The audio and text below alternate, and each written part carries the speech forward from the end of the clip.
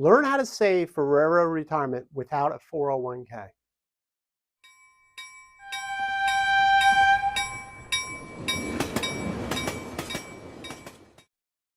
Welcome everyone to another edition of Highball Advisors Railroad Retirement Whiteboard. My name is John McNamara of Highball Advisors, and today we're going to talk about those railroaders. They work for a railroad that doesn't offer a 401k. So this would kind of be your short lines, your mom and pop type short lines, not really the class ones. I don't know of any class ones that don't offer 401k. So it's more of the short line railroads. Maybe they're paying into the railroad retirement, but yet they're not offering a 401k as a benefit to the railroad employees. So I thought, let's talk about some other alternatives that these railroaders could do. All right, so just to refresh ourselves, the 401k traditionally is a tax-deferred savings vehicle. All right, you could save up to $23,000 if you're under 50, and over 50 you can add an extra $7,500. So that's up to $30,000 you can defer on your income every year into savings. All right, and some 401ks even offer a Roth option, in which case you can just put an after-tax contribution into it. And what's nice about these is also the company will normally match up to some percent of it, maybe 3% of your salary, that type of thing. So let's look at some alternatives for those railroaders that don't have 401ks. Right? First one up is the individual retirement account known as the IRA. And there's two types. There's the traditional, which is once again tax deferred. So that comes off your income when you're filing your taxes. And you can do up to $7,500 on that.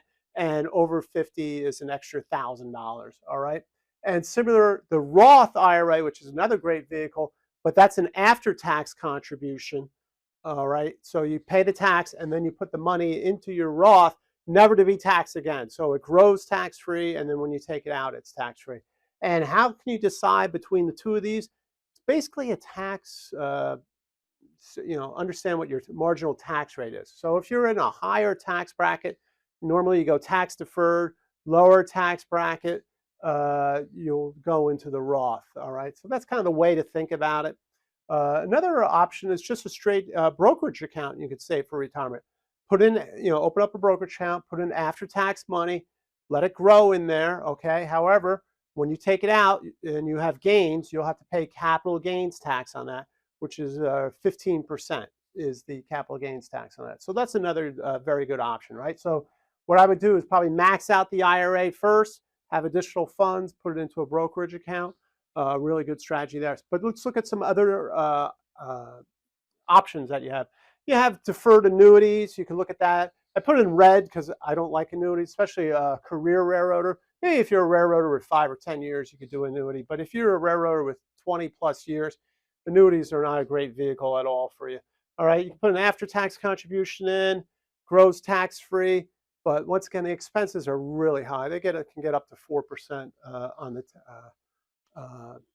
the annuities. So as they say, annuities are never bought, they're sold, and that's for a reason. Another opportunity you might want to look at is just rental property, right? Something to think about that, create a stream of income, throughout your years, maybe purchase some rental properties. Obviously there's management issues with that.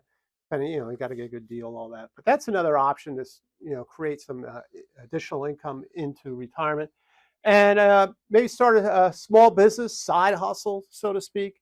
You can look at something like that. You kind of have to measure your time, right? I mean, you have a job now, but if you can do something that has a small business that doesn't require a lot of time, that's something also. And what would be nice about that is if you had a little small business, you can write off some expenses, but also you could set up your own retirement account, your own solo 401k, or if you have employees, a SEP IRA. Something to think about there as another way to defer income. So I thought this would be helpful for those railroaders who don't have the 401k opportunities with their railroads, some other alternatives on way to save money to build a great railroad retirement. So I hope you found this video helpful. Click on the notification bell to get the latest video.